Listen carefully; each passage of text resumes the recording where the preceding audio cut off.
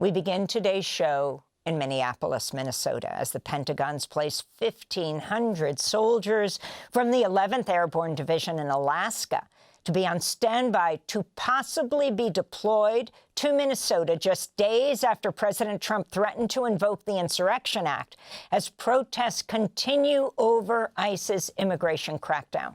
The Trump administration says it's opened criminal investigations into Minnesota Governor Tim Walz and Minneapolis Mayor Jacob Frey, who've sharply criticized ICE's tactics. In a statement, Walz said, quote, "Weaponizing the justice system and threatening political opponents is a dangerous authoritarian tactic," unquote. This comes after the FBI reportedly opened a civil rights probe into the ICE agent who killed Renee Good, but then pivoted to focus instead on whether Good and her widow assaulted the agent. Meanwhile, on Friday, a federal judge ordered ICE agents to stop arresting or pepper spraying peaceful demonstrators in Minneapolis. On Sunday, demonstrators disrupted Sunday services at a church in St. Paul to protest one of the church's pastors, David Easterwood, who they say is a top ICE official in the Twin Cities. David Easterwood is a pastor here. He is also the director of the field office for ICE in St. Paul. So someone who claims to worship God, teaching people in this church about God, is out there overseeing ICE agents. The Department of Justice says it's opened an investigation into the protesters.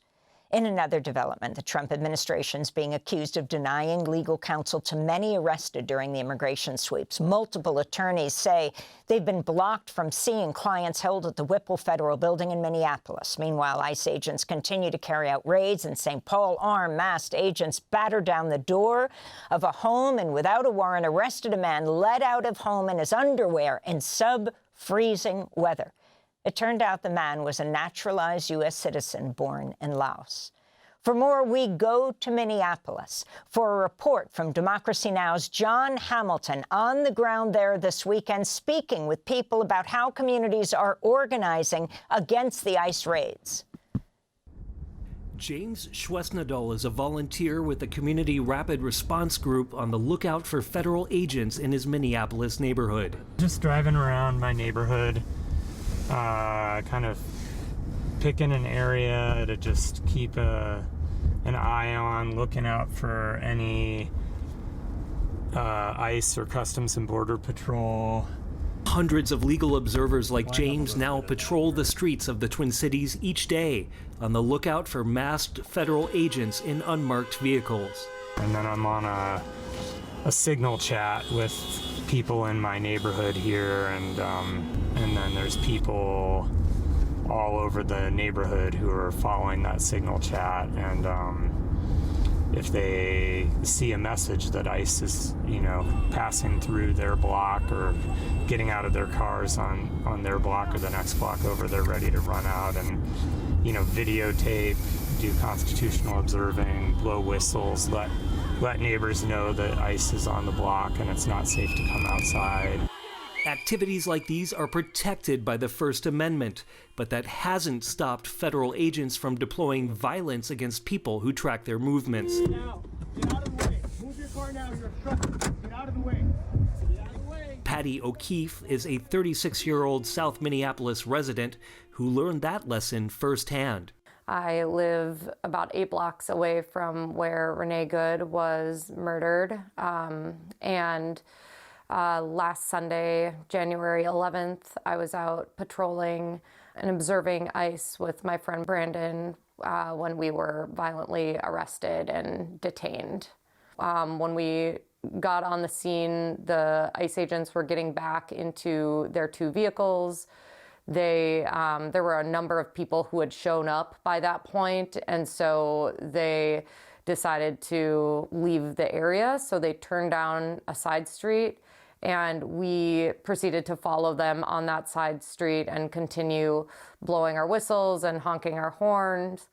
30, 40 seconds into doing that, they stopped their car, got out of the car, surrounded my vehicle, screamed at us to stop following them, told us we were obstructing them, even though there was no one in front of their cars. We weren't at an active ICE raid even. They could have just kept going forward.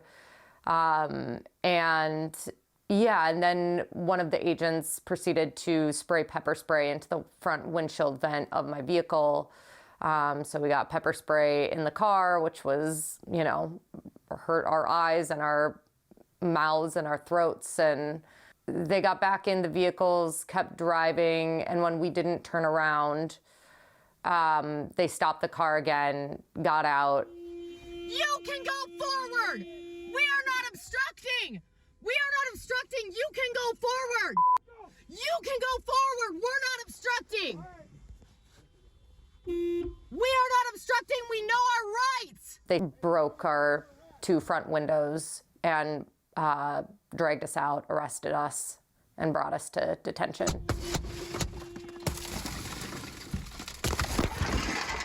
out of the car. Yes, sir. Get the out of the car. Yes, sir. I'm coming out. You got any weapons on you? Put your hand behind your fence. Sir, I got passport. Shut up. Shut the up. Sir, you are under arrest for refusing operation.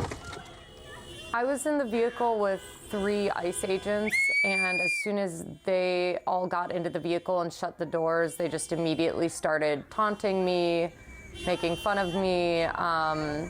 One of them took a photo of me and showed it to the other agents, and they were just laughing, insinuated that I was ugly.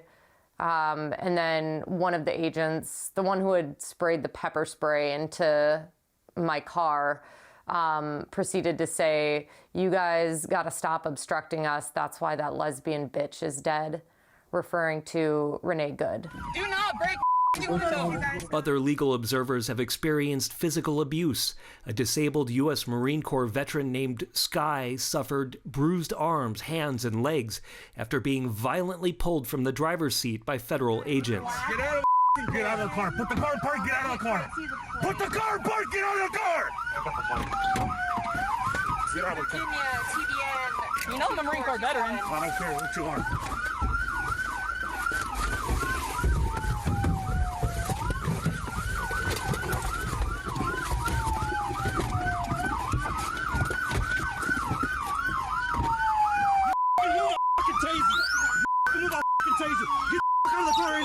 Others have had their license plates and faces scanned by ICE, with agents even following them to their homes.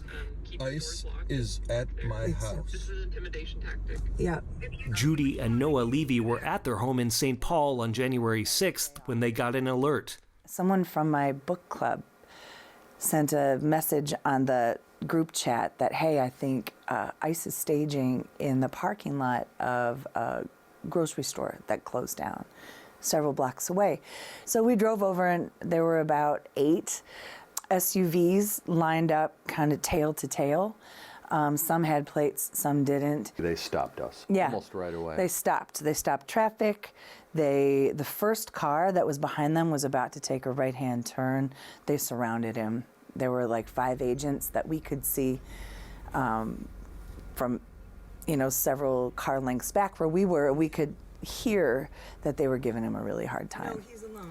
And then the agents that weren't occupied, the employees that weren't occupied with him, started coming back, and car by car, they took photographs through the windshield. They're saying, get out of the car, roll down your window. And we didn't do either thing. We just said, hey, we don't want to talk to you. I do not want to talk to you. You're in our neighborhood. You're in our neighborhood. You're in our neighborhood. I have every right to be here. I'm driving. You are in our neighborhood. I'm driving. You are in our After the dude took our photographs through the windshield and checked the plate, he came to my passenger side window, just kind of knocked on it and said, hello, Judith, how are you today? What can I do for you, Judith? Do not threaten me. Do not threaten me. As I told you, I go by Judy. Nobody calls me Judith unless they've just run my plates. Of course, the next day, they killed someone who was doing just what we were doing. You know, they killed Renee Good. And they've escalated. You know, the violence has escalated, the harassment, the abuse, the beatings, you know, the kidnappings. That every day they're wreaking havoc. They're speeding through the neighborhood. They're causing accidents. They're disappearing people before the police can even get there. And what we did was legal. Yeah, what we did was legal. It was legal to follow them. It's legal to film them. And they were trying to chill that. And I will have to say that was incredibly intimidating. That intimidation is felt most in Minneapolis's diverse neighborhoods, like the Lake Street corridor, where ICE's crackdown has led many immigrant-run businesses to shut their doors. My name is Miguel Hernandez, and I'm the owner of Lido's Burritos here on Lake and Bryant in Minneapolis, which is a Mexican-American Chicano restaurant. If there's not a significant change in what's happening here in Minneapolis, like right now, we will lose a massive amount of the community, restaurants. People aren't going to work. You can't keep open hours. You can't pay bills if you're not open. But you're risking the safety of staff. You're risking the safety of your family if you continue to work. And those conditions can be stressful. It's really tough to maybe making tacos and burritos and wondering if someone's going to barge in and just start asking for people's, you know, statuses. It's not a sane way to live. And over, I'm really proud of the community for standing up and fighting back any way they can. And all they're looking for, when I say fight back, is accountability. Accountability, due process, and respect of human rights. My name is Yudu. I use she, her pronouns. I'm a community organizer and immigrant rights activist with the Minnesota Immigrant Rights Action Committee. Folks at all hours of the day, no matter who you are, just being on the lookout in the community. We see, you know, especially in streets that are cultural corridors that have a lot of immigrant-owned businesses, but just people of color who own their businesses. We see people standing on street corners, looking after each other. If there's any suspicious activity or vehicles, reporting it to each other and seeing if there's any license plates that we can bring back that we know are confirmed ICE vehicles, and you know, if there are ICE agents who show up, to immediately alert other rapid response networks, to blow their whistles, to alert the community that ICE is in the area, and ultimately just chase them out and make it known to the community that ICE is here, not only to protect the community, but also to let ICE know that they're not welcome here.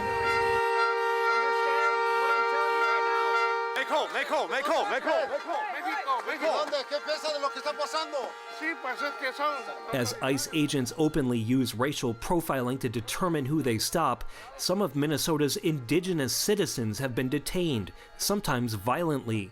Chase Iron Eyes is a member of the Oglala Sioux tribe, an attorney and executive director of the Sacred Defense Fund. I've said nobody is more American than the American Indian. Yet here ICE is executing immigration enforcement violence against the original Americans, the true Americans. And when they're capturing us and violating our rights and illegally profiling us, where are they going to deport us?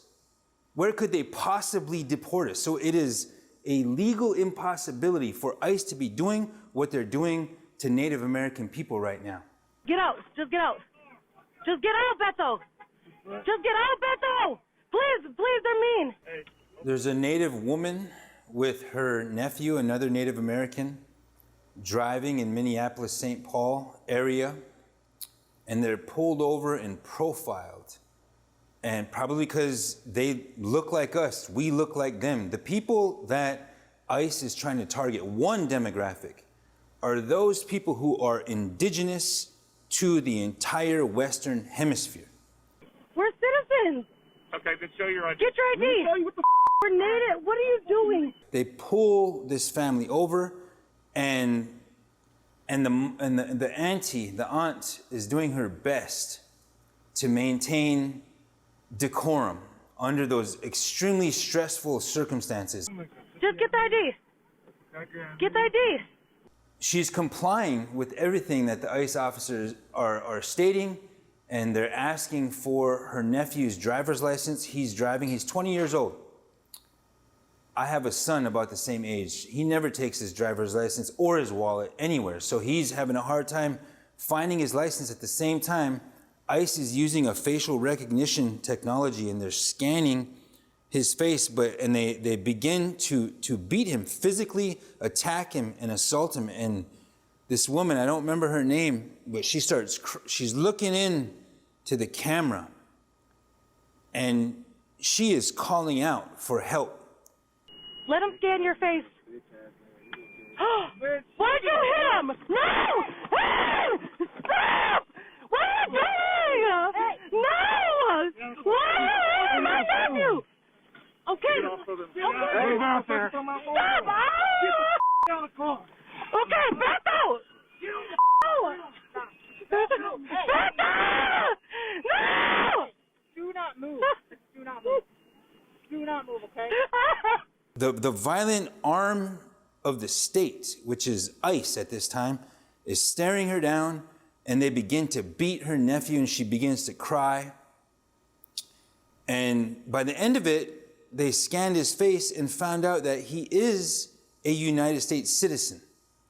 I got a call from a councilman from the Oglala Sioux tribe, and he says, "Brother, we're in town, can we meet?" So I go to meet with this certain councilman, and he's not alone. He has 4 other council members that are with him, and they want their tribal members back. They want their tribal members returned. They want the body released. That's habeas corpus. They want these tribal members who are also American citizens to be released. And we proceeded to the detention center because they wanted to gain access to it. And ICE they knew nothing of these men. But we have eyewitnesses that can attest to the fact that they were apprehended by some uniformed personnel. Now, it is absolutely possible that ICE did not apprehend them, but somebody did. So we're continuing the search, and we're making progress. What I can tell you right now is that ICE couldn't identify them. I shouldn't say they don't have them because we don't know their names. On Saturday, a steady stream of mourners visited the intersection of Portland Avenue and East 34th Street, where Renee Nicole Good was fatally shot 3 times by ICE agent Jonathan Ross. They came with flowers and signs of protest. My name is LK. I'm a teacher from the Twin Cities. Last time I was here was last Wednesday night, the day that Renee Nicole Good was murdered.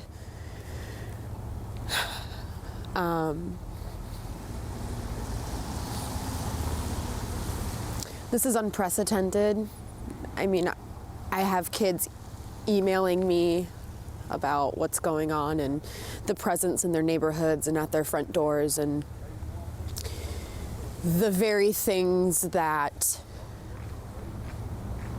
keep community going are trying to be torn down, like schools, because kids aren't able to go.